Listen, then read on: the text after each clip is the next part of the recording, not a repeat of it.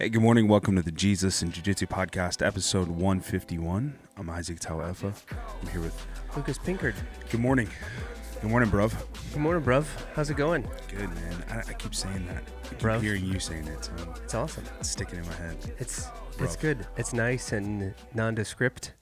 So, and then it prevents me from having to do coding between bro and bruh and all There that in you my go. text messages. I'm just Brava. bruv.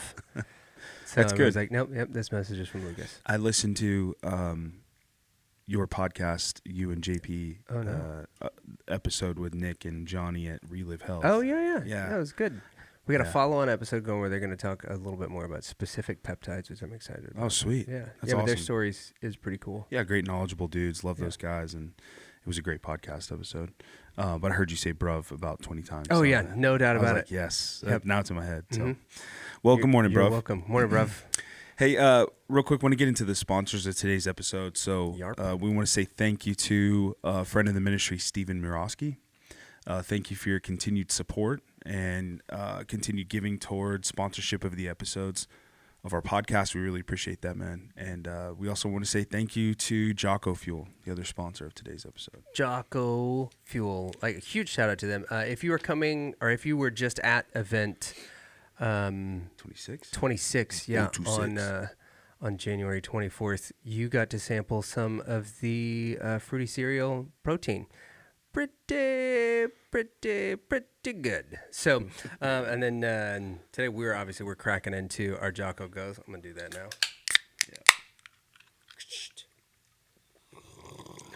I hate it. Big one for Danny.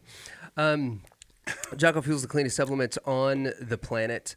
They've got tons of incredibly well-researched stuff, including one of, if not the most clean pharmaceutical-grade creatine that's out there. There's tons of studies on the benefits of creatine. So creatine, protein powder, they just came out with a new line of vitamins and subs for kids.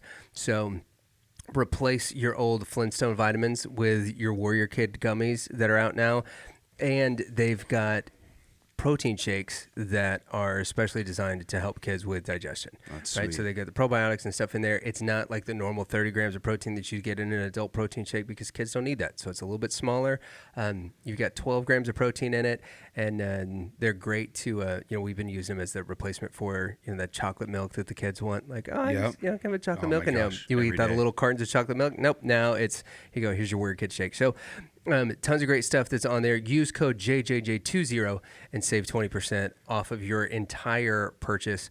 And a big thanks to Jocko Fuel, because every time you guys use that coupon code, not only do you save, but they send a little money back to the ministry in order to help further the mission of Jesus and Jiu-Jitsu. So, yeah, helps everybody all around. Pretty cool. It's a blessing, man. It's really awesome. And that stuff is great. I mean, actually using this stuff on a daily basis. What's your go-to Jocko Fuel supplement? I have the Joint Warfare. I haven't taken it in a little bit, but I do like that. I have the creatine. And Like creatine's kind of my default answer. Yeah. Like if anybody's like, "What are you going to try?" It's Have to have definitely it. try Yeah. the creatine. Their creatine dissolves so Yeah. well. Yeah. Like, it's not like the old school like gritty. Nah, man. But a lot of other Where you brands gotta, like- still are like that. Yeah, where you got to Cloudy. chew your creatine. Yeah. Yeah. I have this other like flavored creatine, and I noticed that as I'm drinking it, some of the solids like float to the bottom. Yep. And so I'll drink this delicious tasting flavored creatine, and then there's a bunch of powder at the bottom of Yeah, the drink. you're I like, got to oh, well, remix and drink again. Yeah. But yeah, so this other stuff just like disappears into the water or whatever Yeah. you're mixing it into. Even if you do it dry, it's like putting a really fine powder in your mouth. Yeah. Yeah. So, which is just kind of nice. Like that's what you want. As soon as you get that, Yeah. as soon as you get that little head of water in there, it's just dissolved. So, I love yeah, it, the man. creatine's a go-to. Big fan of the krill oil. Yeah. Right, because their super krill oil has a few need some of things that. in it that make it a little bit more bioavailable, which I really appreciate. So, yeah, good stuff. Yeah, it is. It is. And again, like, we're really grateful that we have that arrangement with them. They believe in what we're doing, and they want to help us out. And so we, kind of mutually help each other out. So we send people over there, and you were already going to buy the product. So you're supporting the ministry now. So that's great. 100%. Yeah. Yeah. So, I mean, we kind of left off on Kramer couldn't join cliffhanger. us. Yeah. Yeah. Yeah. We said next week we're going to talk about. We're diving into more of it, and because there's a little bit more reading, I figured maybe we could get started a little sooner. You know what? I'd love to get your let's hop into it. thoughts and maybe Who some cares biblical about tie-ins. banter? Let's talk about what we're talking about. I Let's actually stop care talking about about what banter. we're talking about and start talking about what we're going to talk about. How's I that sound, care about Isaac? banter. I love banter. Unbelievable. I love banter, and that's why I mean, there's a couple of reasons I miss Josh. None of them are because like I respect him or I think he's cool, but You're talking about Strasburger, not your brother. Strasburger, Yeah. because mostly it's just because I can't thrash him on air. Yeah. You know, that makes me sad. I miss him a lot. I do wish I could bounce his head off this desk like a basketball, but you know, he's been busy. So Yeah. anyway, I'll let him know. Actually, why don't you guys, if you're listening to this and you know Josh Strasburger, why don't you Shoot him a message. send that to him? Yeah. All right. So where we left off last week, we were talking about all these cool things that Joby Martin was talking about. And then he was saying none of these things make me a man, right? So he was saying, he said, I hunt for groceries with a Matthews bow. I've got more guns than fingers. I could have one on me right now as I write this. Probably do. But none of it makes me a man. It makes me awesome, but not a man. The reality is that you could be a scoop neck, skinny jeans, scarf wearing vegan sipping an oat milk caramel macchiato at your local hipster coffee shop, and you could be a man. It'd be a stretch, but it's possible. Okay, so I like the caveat. Yeah. I appreciate that. So here's where we're picking up. And the reason why I'm reading a few pages back to back here is because it's a complete thought, and I think where he ends up is a really good spot, because where he ends up is with Jesus. So here's the truth. Whether you're married or single, every man is called to be a prophet, priest, servant king, provider, protector. But the evidence shows that so many of us are not living up to that. Divorce is still at an all-time high. Kids are growing up without dads. Porn addictions are soaring. And the blame anyone but me culture is runaway rampant, as is the I got this epidemic. We as men have not only dropped the ball, we've exited the arena. Peace out. You do you, boo. Where did the train leave the track? What happened? I mean, what went wrong? How in the world do we go from the Apostle Paul and William Wallace and John Wayne to what we have now? Bearded, fat men in dresses mocking the Lord's Supper at the opening of the Olympics. Well, there's a lot. I mean, there's a whole lot. We could go historical. Talk about if we were born a few hundred years ago, most of us would get up every day and go to work with our dads, where we would see our dads make decisions in stewardship, in leadership, in service to others, in hiring and firing people, which is called discipleship. But the Industrial Revolution came along, and you pair that with the Great American Dream, and we see the introduction of things like the lunchbox and the lazy boy. And so Dad, during the peak hours of his day, was always somewhere else. Dad went to work rather than worked the farm or the store. Work occurred somewhere other than the home, and the family got the leftovers. And then, in one of the most tragic things that ever happened, the raising of children started to be considered women's work. Men had better, more important things to do. And then came a world war, and men primarily went off to stand in the gaps against great evils that were attacking our country and attacking freedom. And when they came home, the greatest generation who saved the world from tyranny and obliteration often didn't know how to talk about their best friend's face, about how their best friend's face got blown off in a foxhole 2 feet away. War required men to switch off a part of their emotions. Otherwise, they'd have never made it. So they saved the world, only to return home and find that they couldn't just turn it back on. I'm 51 years old. We found out today's 53. Yeah. We were looking it It's up. a dated reference. 2 years ago. That didn't age well. My dad served in Vietnam, and anytime I dig around and try to talk about heart matters, we eventually get to the point where he goes crickets. That there's just stuff we don't talk about. Not only do we face all these obstacles, but there's no rite of passage in our current context that makes a boy a man. During seminary, I spent a summer in Kenya, and I spent some time with the Maasai tribe. One of the tribal warriors came to me and said, "So how do you know when a boy is a man in your culture?" I thought, wow, that's a good question. Many think it's when they win Fortnite or Halo or get a girl to third base. We have no true rite of passage for when a boy becomes a man in our culture. In the Maasai culture, the boys went out and hunted lions with spears. To become a man, they had two options. Walk through the grass until they find Mufasa, sling a spear through his chest, and then walk back into camp wearing a lion skin coat with a big mane. Or option B, miss and get eaten. Warrior or dead. Those were your two options. In our culture, how do we know when a boy becomes a man? Obamacare says 26. Budweiser says 21. United States Army says 18. Xbox says 17. By the way, there's no such thing as a mature video game. Just jot that down. DMV says 16. Disney says 10. They charge you adult prices at 10 years old. The only place I can find any consistency is both Delta Airlines and Advil. They agree at 2 years old, you're an adult.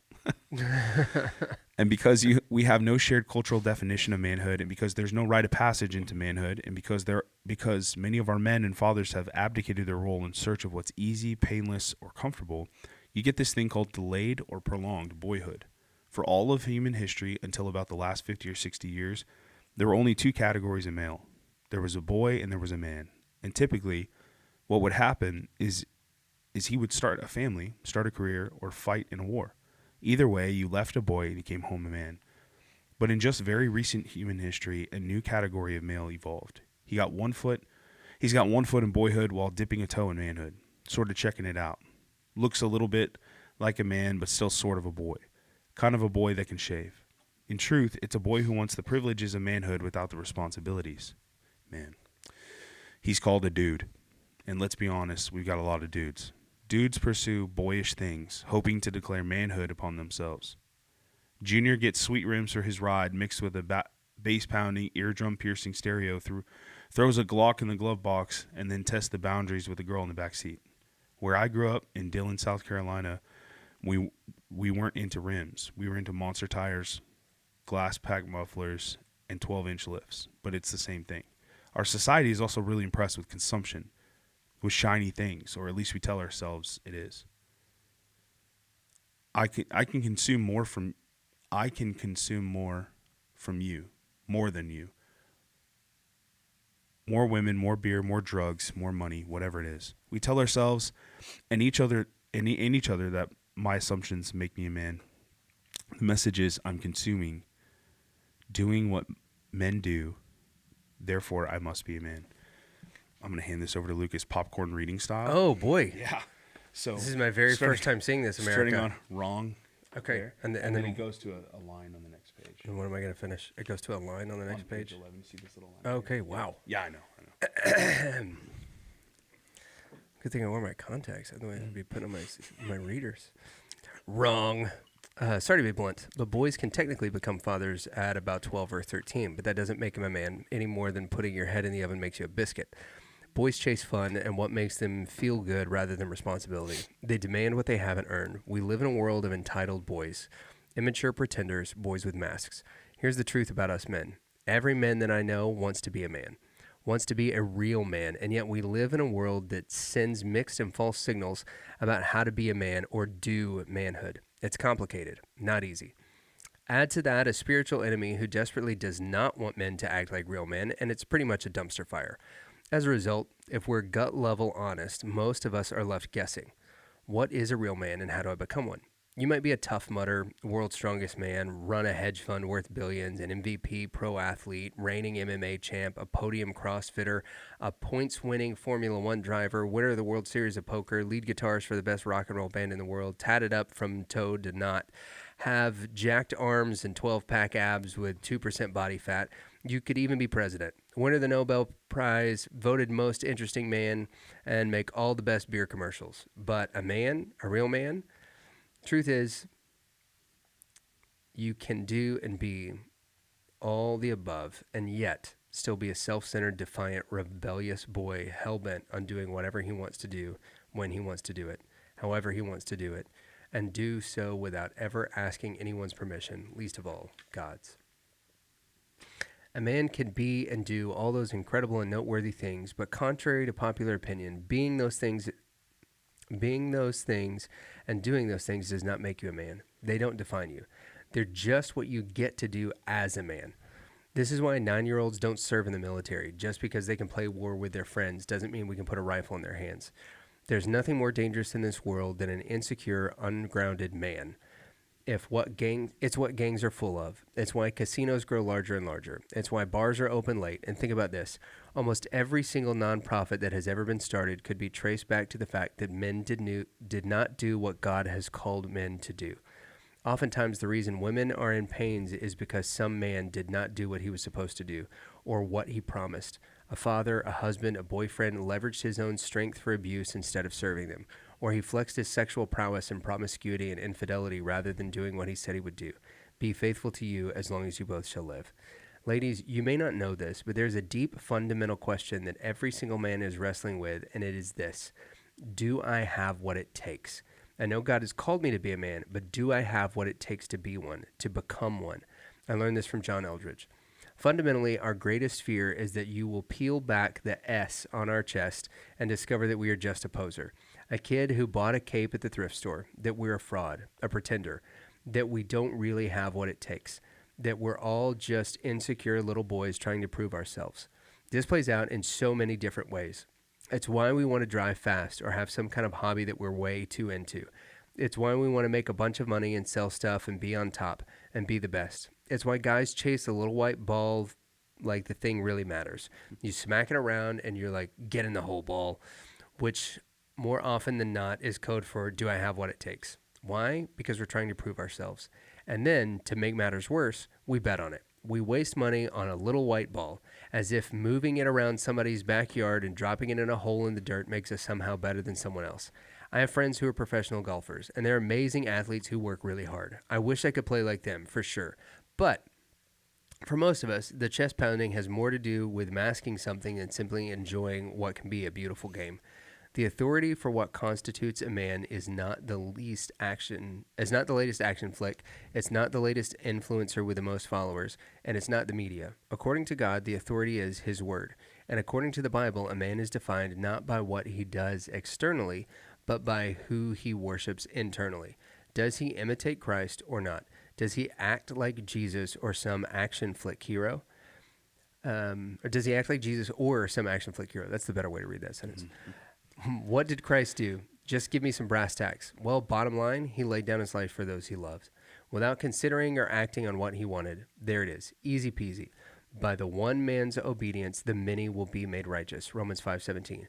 You go and do likewise. By definition, you cannot stand as a man until you bend the knee and bow to the only King of Kings. There it is. If you want to stand as a man, you must bow to the King, period.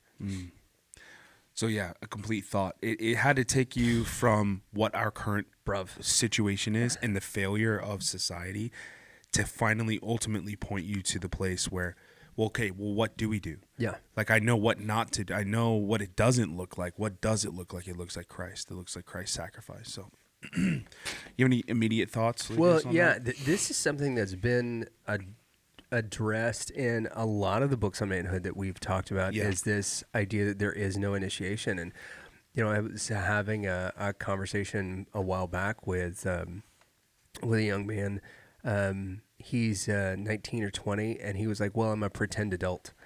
Like, you're not. Where did you get that impression? And where he got that impression is from our culture. You know, in Stephen Mansfield's book, Mansfield's Book of Manly Men, he talks about the need for initiation rituals. And if you look at things like the military, there are all kinds of initiation rituals that are there. Now, societally, we've bucked against some of those because, you know, we're like, oh, well, that's hazing. Well,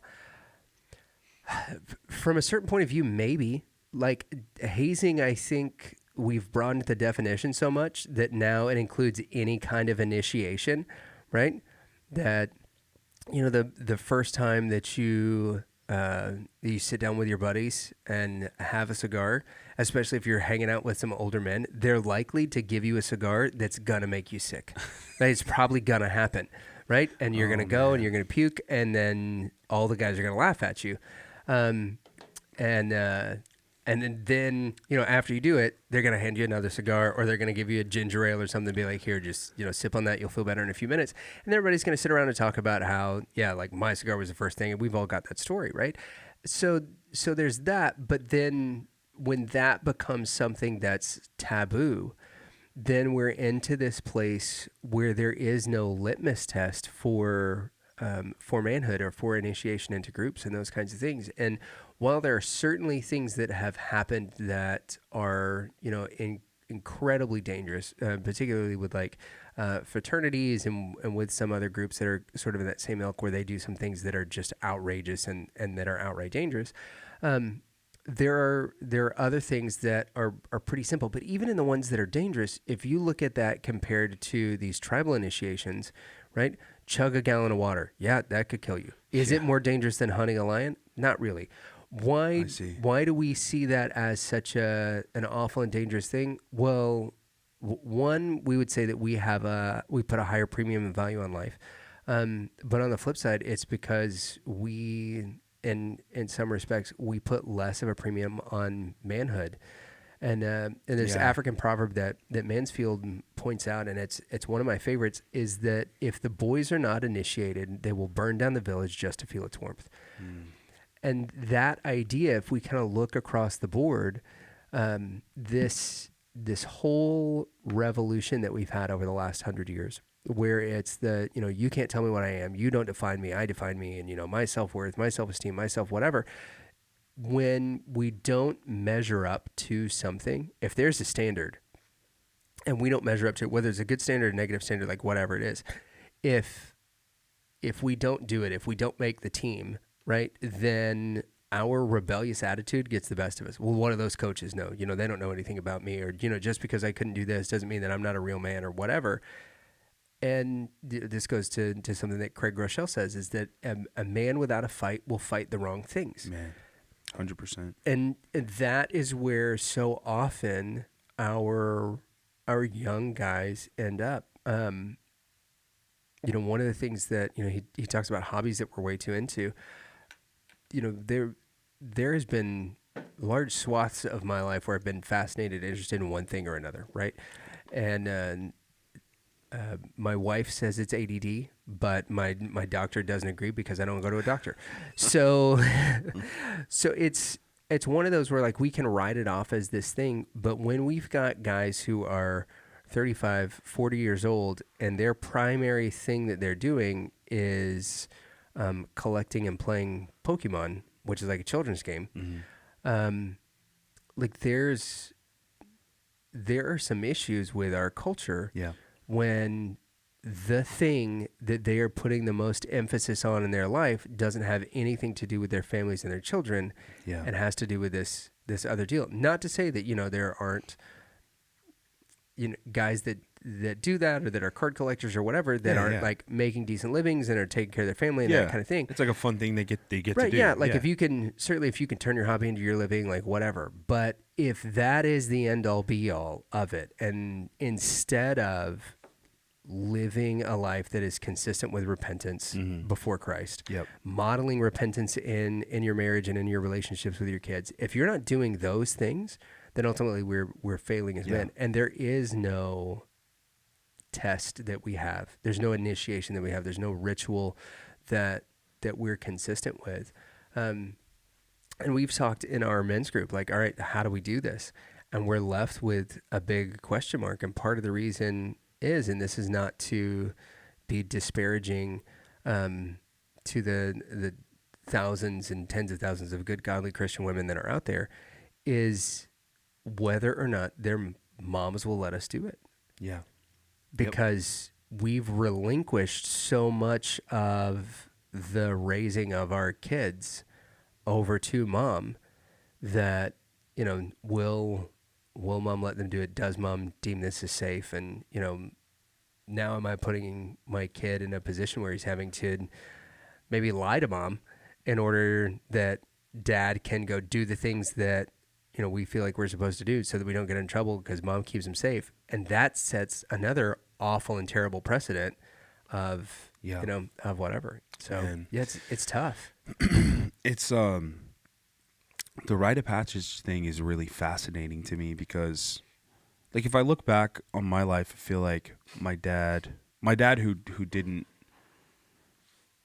my dad would defend his dad and say, if he heard me say, yeah, my dad didn't have a good dad, he would find some ways to focus on the great attributes of his dad, which is honorable and admirable. He wants to honor his dad. But there's a lot of things looking at it from my perspective of having an awesome dad and a great grandpa, my mom's dad, and a great uncle that just were good men in my life. I can look with clear eyes and see that there was a lot of dysfunction there with his dad. I mean, abuse and all kinds of stuff. But, there wasn't really like a clear rite of passage. It was sort of this, I guess for me, what the rite of passage was, and this is what I would focus in on for the majority of guys I know that are like good, well-adjusted men who absolutely have grown into manhood. Yeah. It's that there wasn't one rite of passage, but the rite of passage was receiving your dad's trust, like was becoming more trustworthy and becoming more like my dad could put more weight on me, of more weight of responsibility, more weight of decision making. Yeah. That's kind of the mantle that was passed to me, was that my dad, over time, I earned my dad's trust. I felt more, and I know maybe there's something like not right with this, but I felt like more useful. But I guess that's kind of part of like a man. Like, well, I can't go on like if you're looking at like a village dynamic. Mm-hmm. Well, I can't go on the hunts with the men because I'm not a man yet. Right. But then when you can, part of that in new inheritance as a man is like I feel useful. I feel like I can actually do something now. And I think that was, so part of it was like my usefulness for my family increased because I was entrusted with more responsibility. And so that's kind of what I would point to as sort of our modern like, what's it called? Rite of passage. Yeah. Yeah. The modern equivalency of that, and there are some things where, we go out and we do stuff like when I went on my first deer hunt. Mm-hmm. That was a big deal. Dad and I went out, and then we were there with my uncle. We went on our first deer hunt together, and it was a massive thing. Like you're getting to this thing that where you do like Joby talked about, right? You're hunting your own groceries, right? So that was an awesome thing that we got to do. One of the things, and I talked a little bit about this on Sunday, is we have to be careful when we do those types of things, the behavior that we're glorifying. I was talking to a buddy of mine, this was, 7 or 8 years ago, and he was having trouble with his kid. His kid just turned 16 years old. He had gotten a DUI, and he had a public intox at 16, and he was like, why is this happening? My kid's a good kid. He grew up in church, all this stuff. And I was like, well, Brian, what have your stories about high school been about? They're all about you drinking. Right. They're all about you sneaking off with the other guys on the varsity teams and going and getting hammered and then sneaking back home. Like everything that you've told him about your high school experience that you've glorified has been this thing. Yeah. So what does he value? Yeah, right. Like he's looking at this as like, now this is my opportunity to pass into manhood. These are the things I'm supposed to do because I'm this age. Like he's following in the example that you've set for him.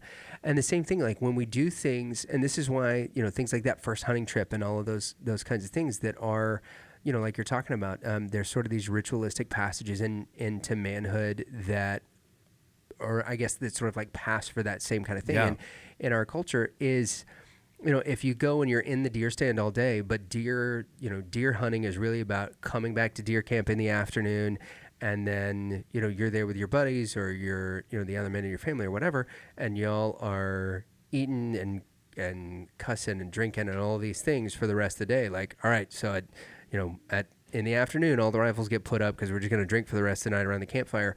Like, you're showing your son that this is what men do. Right. And it's no wonder that they carry those behaviors back because they think that's what manhood is about. Right. Or that they're escapists and they're looking for the next time when they can get away from mom and their siblings and in the model that dad has shown him, like the next time that you can get away from your wife and the kids, right, so that you can go and shoot guns and drink with your buddies, because that's really what men do.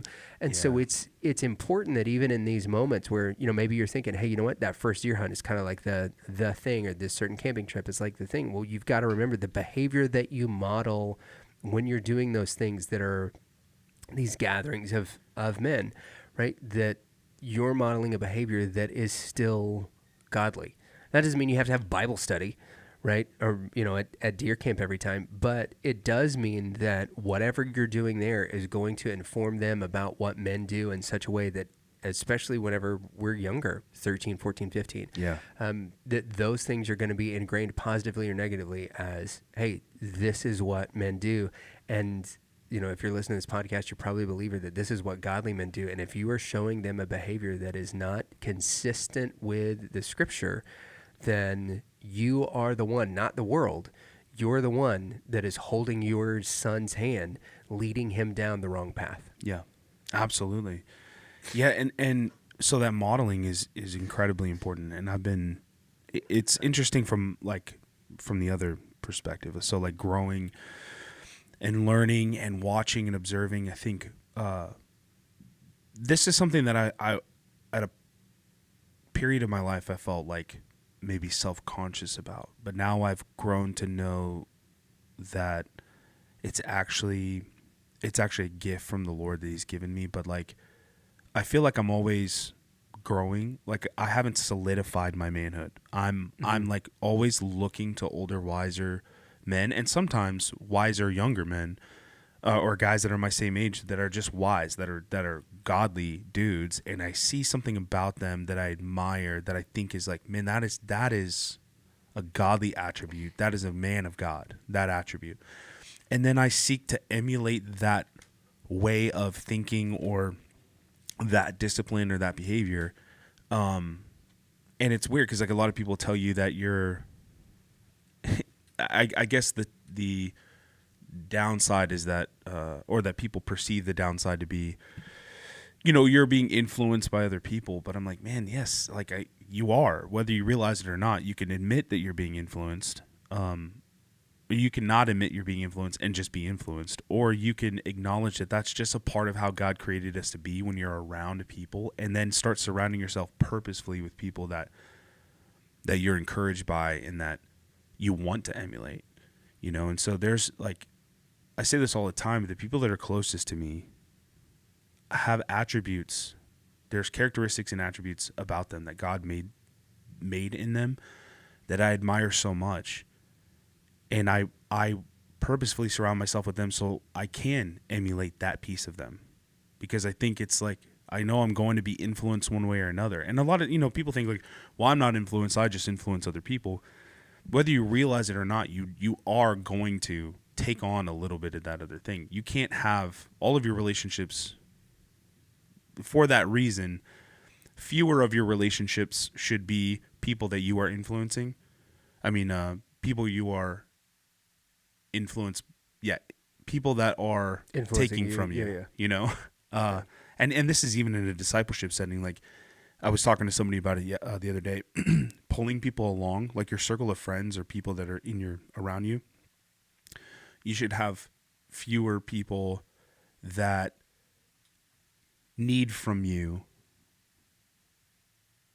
I'm trying to think of the best way to say it, because it can sound like selfish, but it's like cautionary. Yeah. So being surrounded by people that like, you're pulling along. You need to have some of those people so you can sharpen the skill and ability to sow into other people and help disciple other people. But you have to have as many or more people that are discipling you or pouring into you, that they're not attacks on you. And I think that's just like a protective measure, because I mean, and Lucas, this as a pastor, but like people, sometimes you're surrounded, like if you're the only one in a situation where you're giving to others or you're pouring into others, of course, you drink from the well that never runs dry. You have enough to give to people, but you have to have people who are walking shoulder to shoulder with you in order to strengthen you to be that for other people. Yeah, and one of the things I'd really encourage people to do is to not be afraid to initiate those relationships.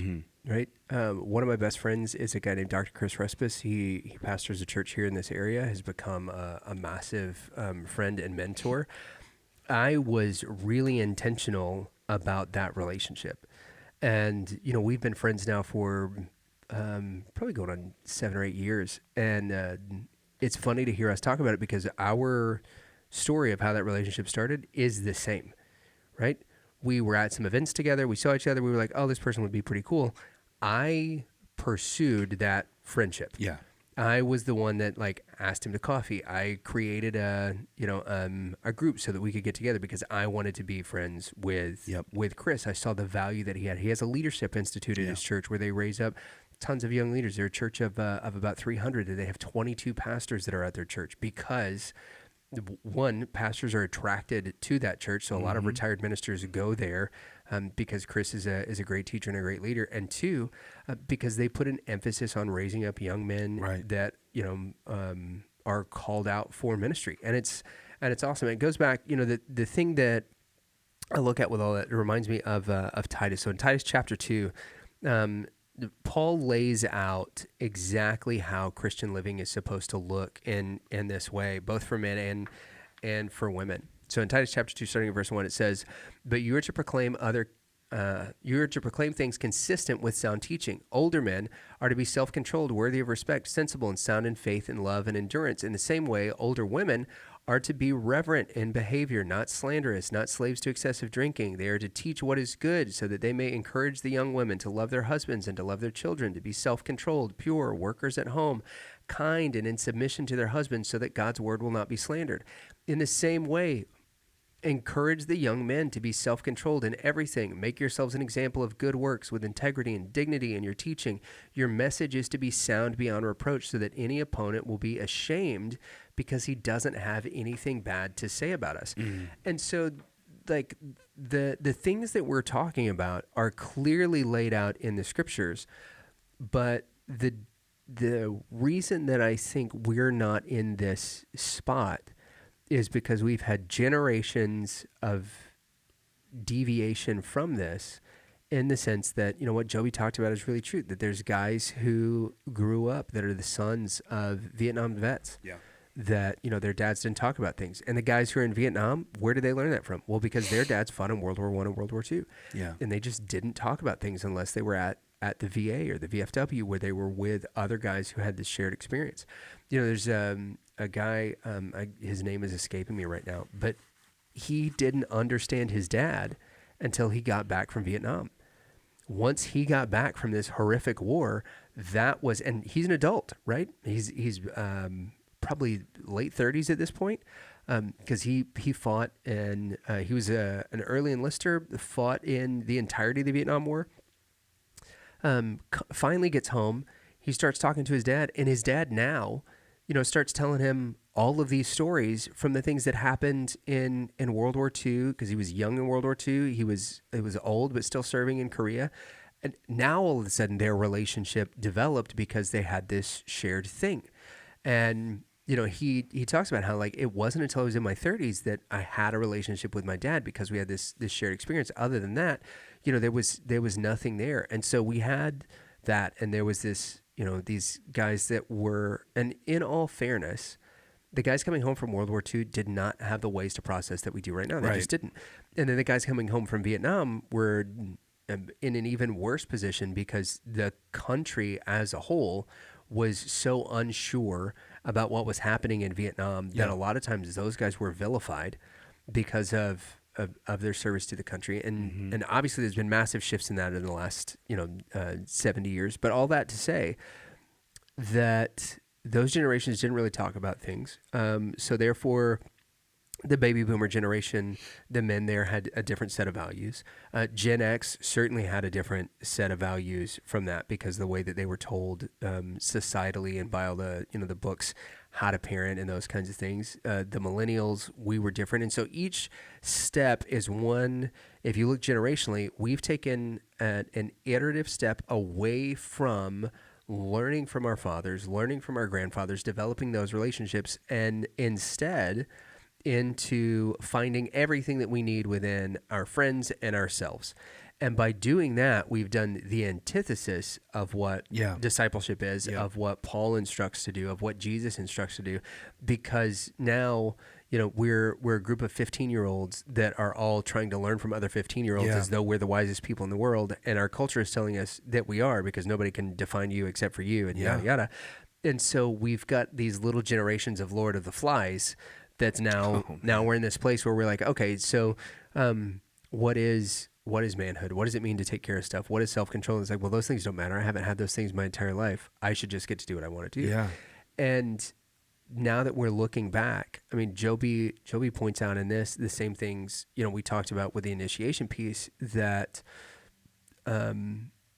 you know, Craig Groeschel has pointed out, that Stephen Mansfield has pointed out, that Edwin Vaughn pointed out in Maximized Manhood, and you've got these same kind of things all Cole. throughout. Yeah. Or sorry, yeah, Cole. I literally I wrote down a quote from that. Yeah. Just now. So you've got all of these things and all these guys who are pointing that same thing out. Well, if we look now and take a step to the philosophical world, these are the same things that Schaefer has pointed out, that Nancy Pearcey has pointed out, that Carl Trueman has pointed out. When you look in the Christian realm, when you look secularly, they're the same things that guys like Philip Reef have pointed out. Guys like Malcolm Gladwell are now pointing out in Revenge of the Tipping Point and those kinds of things. When we're looking at this, is that there are people on both sides of belief that are now all noticing the same thing. They're tracing it back to the same time periods and saying, this was really great for our economic development. It was really great for our manufacturing development and probably helped us win wars. At what cost? Right. At the cost of generations of boys not becoming men. I think that, like you were talking about the Lord of the Flies thing, so I think that I think the believers are really, like, by and large, very naive to the workings of the enemy, like how involved the enemy is in carrying out his wicked agenda for destruction, to kill, steal, and destroy. Yeah. How directly he carries that out through people. Like, people don't. It's kind of this wispy. And I'm saying this from a person who wasn't very keen on spiritual warfare or just the influence of the demonic on humanity. But like, people who are not walking with the Lord are absolutely susceptible to this, to being demonically influenced and, you know, I mean, possessed. Their thinking is, you know, in the domain of darkness, right? It is very easy for people to like lose sight of what is right. They don't have that perception, and then it's very easy for them to kind of go down this dark path. And what I'm saying is, I'm like fully convinced that the way that the enemy carries this out, I think there's some people that are literally in direct communion with the enemy, like purposefully.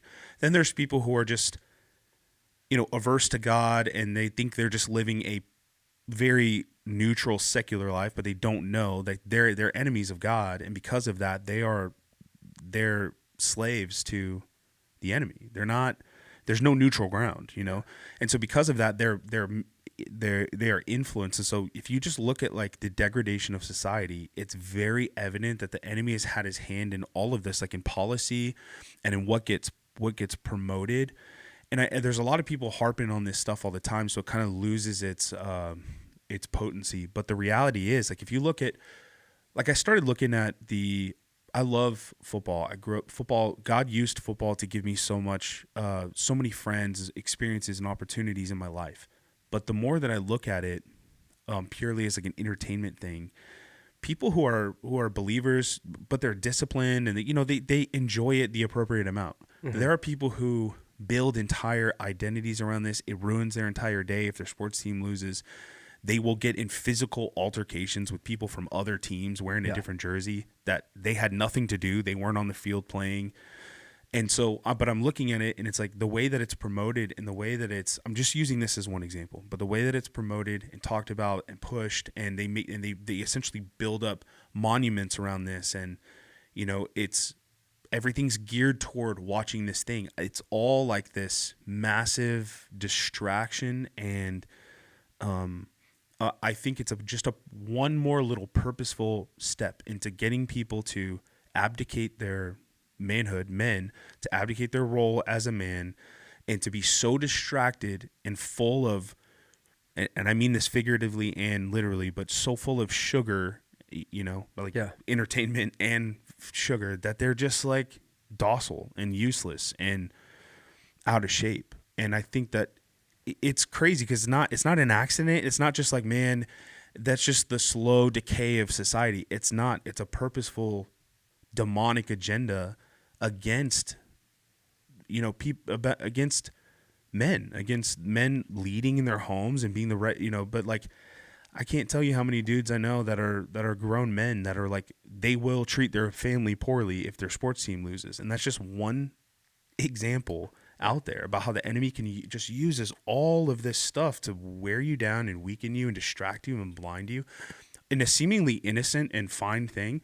I think sports are a really awesome thing. There's so many things that I think God redeems and uses to help people, like in discipline and camaraderie and all these really good things about sports. But just take it as something as simple as sports. It's so easy to see how he can even use that to make men less of men, by keeping them distracted, keeping them angry, keeping them just focused on stuff that's really not important. And I say this as a person who loves football and who would defend football to the death. But now I'm seeing it's just like the way that the enemy uses it to manipulate and wear down and distract people in society. It's kind of, that's just one example, but I'm noticing it for the first time, and it's kind of like, man. Well, and things like this, like professional sports, they don't come up in the way that they do in the United States unless you have a society of affluence. Yeah. Right? Yeah.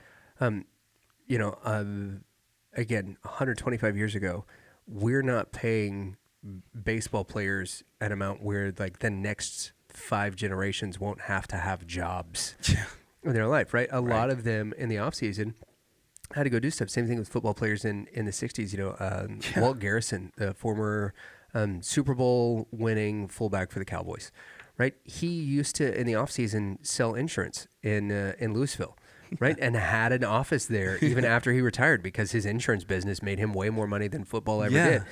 And even though, he's playing, at the time, I think like 14 weeks plus playoffs and Super Bowl stuff. And, you have all of these guys that had to do other things. And now sports has become so popular. It's become such an affluent thing. One of the stories that sticks out to me the most about this kind of thing is in 1999, the Stars had an incredible Stanley Cup run. And one of the teams that we were playing was the Colorado Avalanche. The soccer was not really, like professional soccer was not super popular in the United States then like it is now. And so these guys who are Stars fans, and there was I forget the journalist who was talking about this, but he was talking about like how crazy Dallas had gotten over the Stars. And we'd only had the team for a few years. And so there's these guys that are Stars fans, and this guy walks by in a blue and red jersey, and they just start berating him. I mean, they're yelling at him, they're cussing him out and all of this stuff. They're like, we don't wear those colors, blah, blah, blah. And the guy's like, this is a football kit. And they're like, what does that even mean? We didn't know. And he was like, it's a soccer outfit. And they're like, oh, you're not a Colorado Avalanche fan? He's like, no, I don't even like hockey. And they're like, all right, well, go put a sweater on because we don't wear those colors around here right now. And like we're rabid over those things, right? And we look at, in just the United States on Sundays, you've got like 1.3 million people who are paying hundreds of dollars to attend games at stadiums. Yeah. Right? And then you've got the tens of millions of people who are watching it. The things that we have come to worship are no longer the things of the Lord. They're the strength and skill and talent of the athletes that we like, of the reality TV show stars that we like, right? Yep. Somebody was saying the other day that there were more people watching Dancing with the Stars than there were in attendance at church. And I was like, of all shows, right? But we have bought into a culture that glorifies the self, and in doing that, right? We're sending the absolute wrong message to our sons. Yes. Yeah. And again, when we're looking at how do we cultivate manhood and initiation, like what does that look like? Well, maybe what manhood looks like for some young men is the first time that they get invited out to, where to the wing bar with dad on Monday night, where they get to watch Monday Night Football with dad and his friends at the bar. Well, what does that look like? What's the behaviors that are being glorified there? What are the things that are being glorified there? And so again, it's no wonder that not only are we having generations of men that have stepped away from the church. Gen Alpha and Gen Z are the first ones where more men have interest in church than women for the first time in probably a couple of 100 years. But we're seeing that, and now we're seeing this weird shift where we're realizing, like, hey, all these things that we've glorified are negative, but we're still not doing this other thing that Scripture prescribes. Man. And even these young guys that are going to church, that maybe their dads went to church, their dads are still not going to church if the Cowboys have a noon game. Yeah. Because they're like, well, what if the pastor goes long? And the boys are like, well, I don't really care. Yeah. Right? Like, exactly. We've got, DVR. We can come back and watch the game, right? We can start it whenever. And the dad's like, no, I'm not going to miss the game. If you want to go to church, do your thing, and you can tell me about it when you get back. That's what did we just show them? Dude, absolutely. Right? It's what you prioritize, and your kids are going to prioritize what you taught them to prioritize. And that's why, again, like, I want to be clear, and I think most people understand this, like, I'm not ragging on sports or entertainment or any of that stuff. I think that all of it exists. Just, we all have stuff that we are excited about and we participate in, and it helps us to, it's like, it's a wind down, or it's just something fun to connect with other people about. Like, sports was a way that my brothers and my sister were, like, we connected with my dad. Like, we all had that in common. We're on Jesus and Jiu-Jitsu, right? So it's not like we're our audience is kind of familiar with how this works. Yes, a part of my journey early in Jiu-Jitsu was I was training an insane amount, right? I was going to Jiu-Jitsu 7 times a week, but 5 days a week. I was at every night class, and I was going at least to 2 lunchtime classes, sometimes more. And what I realized is pretty quickly for me, in just the first couple of months, Jiu-Jitsu became the thing I focused the most on. It was fun. I loved it. I loved the camaraderie. I loved the different professors that we had at that school. One in particular, a guy named John, and I would butcher his last name, so I'm not even going to do it, but multi-level black belt. And he was the first guy that, went to his advanced class. There was like 3 of us, and he was the first guy that I ever did flow rolling with. And he had like this 6 submission combination, and doing that on the first day with him was really the thing that helped me to click with that. And so we did an entire hour, and we swapped off. You would go, the other person would flow through this, sequence of submissions for 3 minutes, and then we'd switch, and then he had another sequence, and that's all that we did for the entire hour. It was amazing. It unlocked jiu-jitsu for me at the time. And then I was getting to the point where, like, now I'm doing really well, and I'm looking at, well, okay, I'm doing really well. I'm a single guy at the time. Like, you're up here working at the church, but I'm putting barely the minimum time that I need to into pastoring, because I'm using as much time as I can in jiu-jitsu, because now this thing has become it. And I got really convicted about, like, what are you giving your time to? Yep. What are you showing is your priority? And, what responsibilities are you giving up to do jiu-jitsu? Because I wasn't making hospital visits. I wasn't going in and taking care of people. I wasn't building relationships and shepherding the way that I was supposed to. And I was like, oh, you know what? I could reasonably do this twice a week and fulfill my duties, because I'm shirking them off in order to do jiu-jitsu. And it's the same thing in other areas, man. But what you hit on was prioritization, and I think maturity as a man is just like, or like what a father can teach their son about becoming a man is just like, look, there's so many things to focus on. Everything's trying to get your attention, and really there's a lot of stuff out there that's not it's just kind of morally neutral stuff. Like jiu-jitsu is morally neutral, like, you know, and so you can make it a bad thing or you can make it a good thing. It depends on what your focus is on. And I think that learning that piece of it is just maturity as a man and going like, this is an important thing. It's very important, but it's not more important than XYZ, you know, Yeah. and then rightly putting it in order. But until you've had, like, if you didn't have somebody to teach that to you or to show you, like, these things all have their place and there's things that you need to focus on a majority of your effort on, then it's hard to learn it until you do. And so it's better to learn it earlier on. Man, I'm my son is 8 years old. Zeke is 8 and he's very smart. And he's homeschooled. So we're with him a lot. And so that's one of the benefits. There's many, many benefits of homeschool, but one of the major benefits is that your kid's main communication and influence is from adults that love and care about them. And that contrast that with public school, which I went to public school, so I'm not bashing on it. I actually loved my school experience.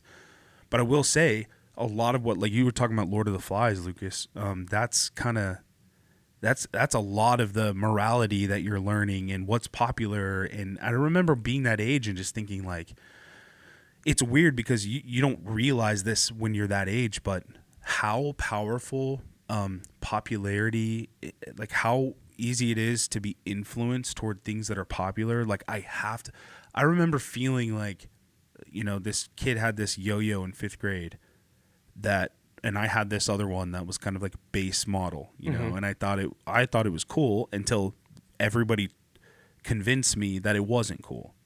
And that this other one was like the one that you wanted and you weren't cool, or it essentially felt like you didn't even exist unless you had something like that, right? Yeah. It's weird because in my little 5th grade mind, that made sense to me. Like I really felt, or 4th grade maybe, I felt like I had to have that thing or else I just was incomplete. Like I just wasn't, you know.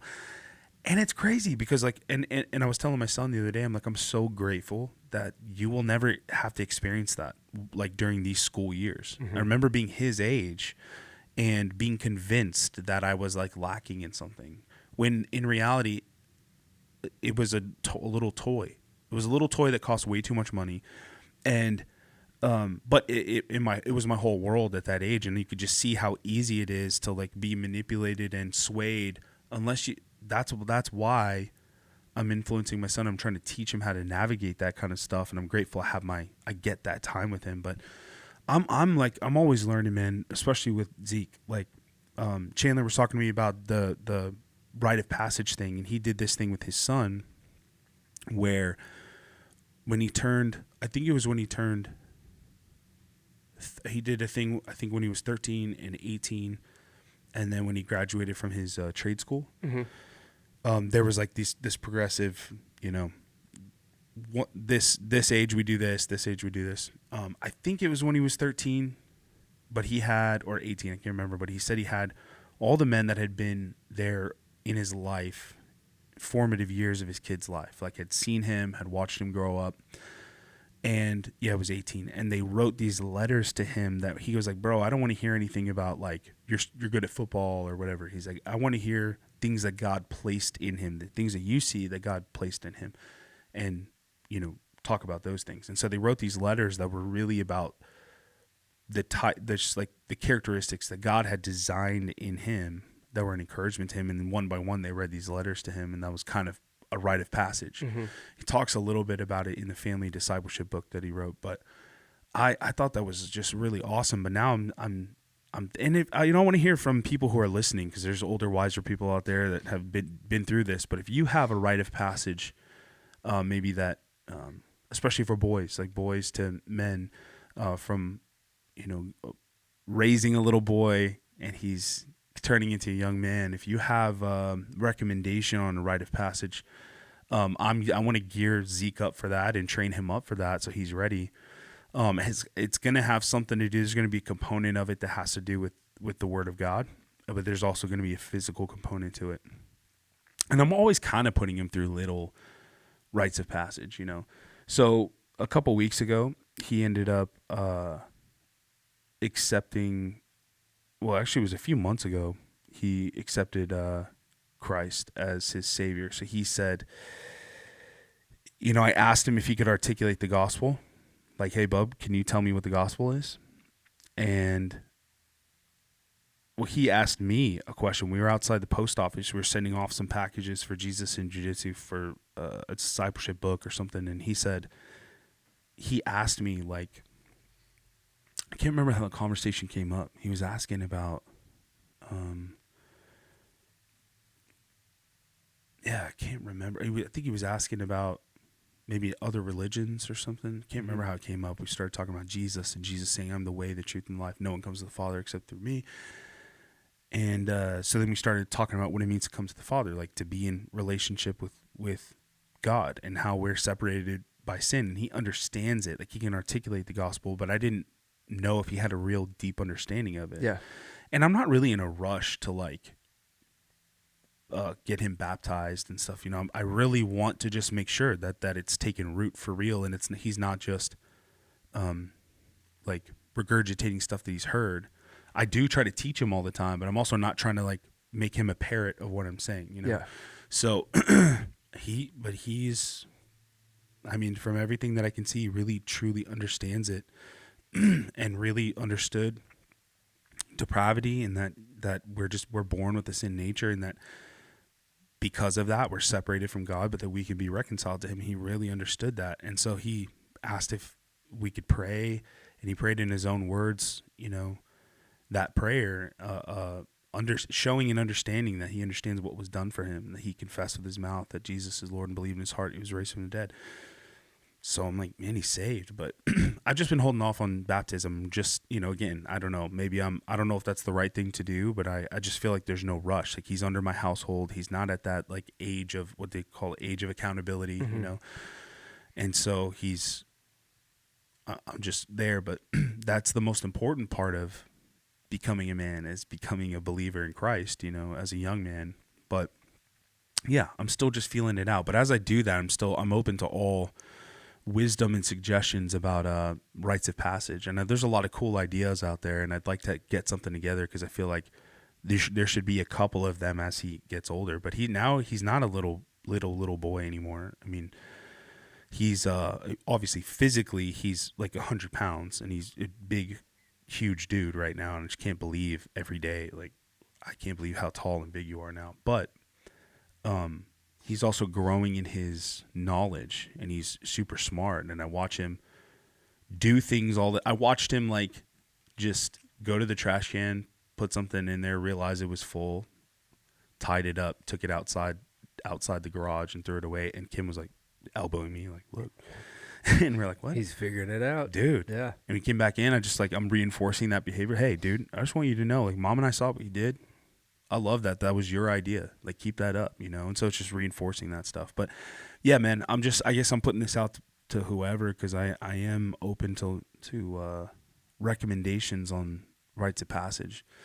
But it's so important, man. It's so important. And I think making a big deal about it is good. Most of the time there just wasn't people making a big deal about a rite of passage, and there wasn't really any clear definition of what it is to become a man. So I think thinking through this stuff and being purposeful about it is like, you want to raise a man, that's the way to do it, is to be extremely purposeful about that transition from a boy to a man. I'm thankful for this book too. I feel like it clearly lays out some great stuff. I had a Ed Cole quote that it was about lust, and he was saying that lust is benefit of self at the expense of others, but love is the sacrifice of self for the benefit of others. It's along those lines. It was like, I give of myself. Out of love, I give of myself. At my expense, I give to you because I love you. Yeah. And, Jesus says that greater love has no man than this, that a friend laid down his life for another. And so something that we were talking about in my men's group a couple weeks ago, kind of hearkening back to this Man Alive book by Patrick Morley. He doesn't say this, but he's like kind of alluding to it, but he talks about the story of a guy that during 9/11, he was called the Man with the Red Bandana, and he was had waited his whole life to be useful in this specific way. Like he wanted to, I think he went out for the fire academy, maybe something, it didn't work out, but he had always had this bent toward wanting to save people, just he wanted to give himself to take care of other people. And that day he saved like hundreds of people by taking them up and down the stairs and, pointing them to the right. And then he ended up perishing in the rubble. But something that sparked a conversation with the men, and I've mentioned it here on the podcast before, but it was this idea that it's like, we know that was an image of love, that is the greatest love, self-sacrifice. And we see that in Jesus. But a lot of guys are like, they'd be willing to, I'll jump in front of a bullet for my family. I'll jump in front of a train for my family, and they absolutely would. But like the thing that I think is much more difficult is this, in small iterations, giving your life for your family and your wife in small steps. Yeah. Like, you'll jump in front of a bullet for them, but will you do X? Will you sacrifice watching the Cowboys game to take your family to church so that they could be, discipled and they can grow in their knowledge of the word and grow in fellowship together? Like, because that's infinitely more valuable than your game. Will you give up going to do XYZ to sit and play Legos with your boy? Like that kind of stuff. So again, like there's this, machismo about, man, I'd do anything for my family. I'll die for my family. Yeah, but will you die in small moments over time? Will you die in minutes, in sacrificing your desire and your will for the benefit of others? Just like that Ed Cole quote. And at the end of the day, the willingness to die for your family is incredible, but they would rather have you around. Yeah, agreed. And so, like the willingness to do that is absolutely an act of love, but it's what makes us men is not, will we be willing to do the one thing?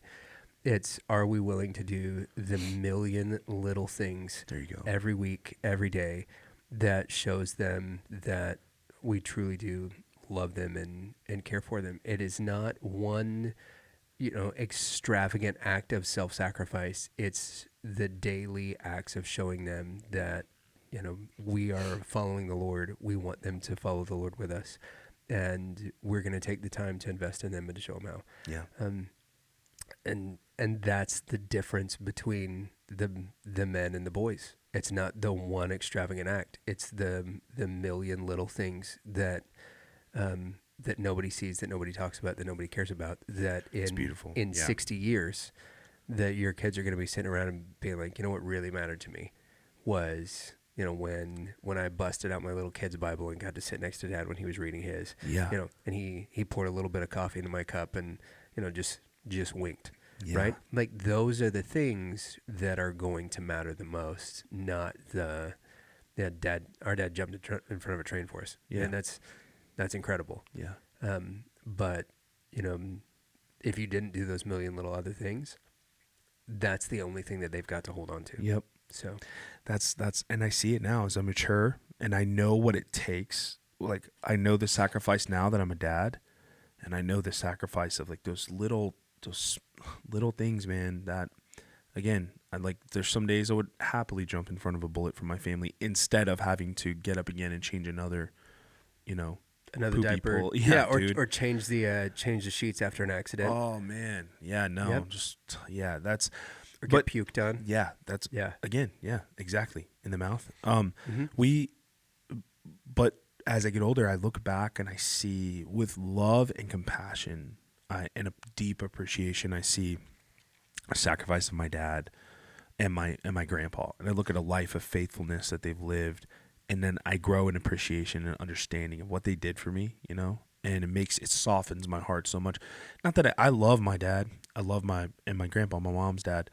But like I've grown to love them even more as I've gotten older, because I realized what they did to sacrifice. Like that trip to Six Flags for me when I was, I'm thinking like I'm 10 years old, what an absolute blast for me. But I look back and I'm like, what an absolute nightmare for my dad. Oh my gosh. Yeah. Planning, parking, keeping track of everybody. Yeah. Am I really about to spend $40 so this 6-year-old can go see Bugs Bunny? Right. Like there's no, yeah. Yeah. And just the stress of like the whole thing. But as I grow again, as I do these things for my kids, I just have such a deeper appreciation for my dad, especially, because what the burden of leadership there. But, And I think in this way, the Lord is showing me manhood like retroactively. Mm-hmm. I'm looking back in the past and I'm seeing these things that make me better as a man now, just appreciating my dad. And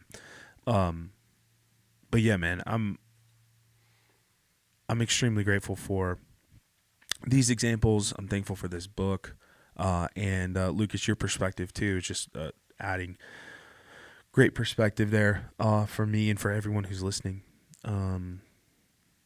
Well, let's. I'll say a prayer for us, and then we got a couple announcements, and then we'll let everybody get to their day.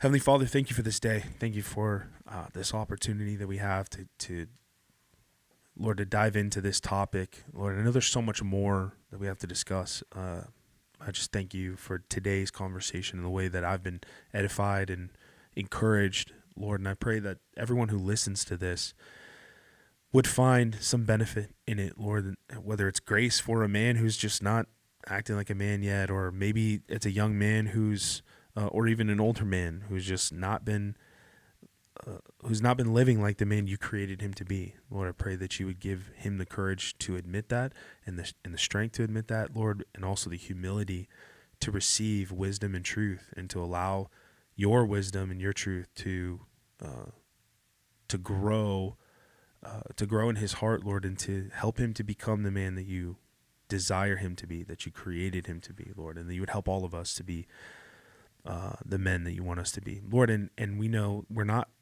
forgetting the women who listen to this podcast or may be impacted by this ministry, but we know that in order for them to flourish, and for women and children to flourish, Lord, the men need to be walking in communion with you.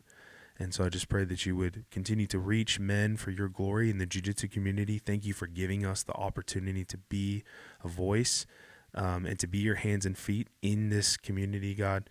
I pray for continued blessing over the ministry and over everyone who is a part of this and listens to this. It's in Jesus' name we pray. Amen. Hey, so one thing I really want to drive home this year, I have not been good about asking in the past, just being bold and asking, but we are making an effort to do that this year. We have big goals and aspirations for 2026. We want to be able to make it to 6 out-of-state events this year. Mm-hmm. We want to continue to let this be a free event so that there's no barrier to people hearing the gospel. In order to do that, we really need financial partners. We need support. And so there's a lot of ways to do it. But one of the ways that we're pushing this year is, like, if you'd like to be a title sponsor for one of our events, we would love, like, if you just want to throw some money toward the event to make it happen and come about, there's all kinds of expenses associated with it. Yep. Even though all of our professors, instructors have donated their time, they're still, like, we pay for their travel, we pay for their food, we pay for, gas and stuff like that. And then we put on the event and we bring product and we bring ice and signage and everything else. And there's a lot of expense that goes into these events to make them free for everybody. So if you would like to help, we would love to find multiple sponsors for each event, be able to give you a thank you at the event, let people know that that's where your heart is, that you're with us, that you're a ministry partner, just moving the events forward. And we'd love to give you some acknowledgement at those events and maybe on some signage as well. We haven't figured out exactly how to do it. Yeah, and there's going to be a lot of opportunities. And one of the things about the Jesus and Jiu-Jitsu ministry that's been so impactful, I think, over the course of the last couple of years is the level of instructor who now wants to come and to be a part of it. Right. When we started off, we were super blessed to be under Professor Formiga, and to have somebody willing from the very beginning that was multiple time world champ in double digits, and now just won Europeans again. Savage. So just, shout out Formiga. Yeah, just absolute beast who was willing to partner with us and to help us build some relationships in the jiu-jitsu community with other people that were on that same level. And now, with guys like Victor Hugo, who just did our seminar this past weekend, to be able to keep those free, the expenses for us have changed a little bit, because now we're paying for plane tickets and travel and things like that, because the level of active competitor that we're able to bring in has just elevated as more people learn about the ministry. So we do want to keep these events free. We think that that's the best way to do it. And so donations towards that, if you want to be a title sponsor, absolutely. If you want to partner with us monthly, that would be stellar. If you want to sponsor our podcast, and we really appreciate that with you or your business, because all those things are tax write-offs. But, we finished up with Victor Hugo. We've got a big announcement coming for our February seminar, which is going to be one that I think once we finalize all the P's and Q's and, dot our I's, across our T's, whatever thing you want to use, there's some massive stuff that's upcoming for that. Same thing in March as we begin to travel. And one of the big goals, Isaac talked about, we're going to be in 6 different states this year. One of our major goals, 7 different states, because we get Texas plus 6 others, is we've got some international opportunities at the end of 2026 and the beginning of 2027. And in order for us to be able to do those things and to make it happen in a way that not only takes what we've done well in the United States with Jesus and Jiu-Jitsu, but also to help us translate it into an international context to where it works in Greece or in Germany or in some of these other countries that have invited us out, is going to be like, there's going to be some legwork in order to make it happen for us to be able to become a truly impactful international ministry, as God is already working in the hearts of those people, is figuring out what that needs to look like, and some preliminary meetings and things like that, and that doesn't happen without you guys. So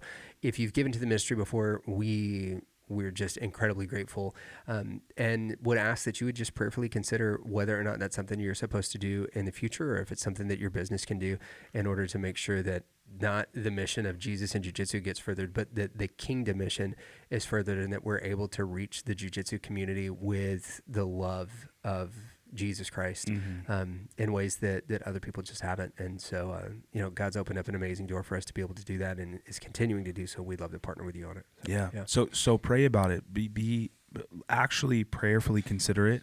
Ask the Lord if this is something that you should give to, and really consider, like, if you've benefited from this as a resource. The podcast started, and it continues. This is a discipleship resource. We're not trying to be a super well-known podcast. The goal wasn't to be like the biggest podcast possible, only in that it would reach more people and we could help disciple them. But this really is a tool for our community, so we can continue to pour into you between, as a supplement between church Sunday to Sunday, and just give you something else in your work week.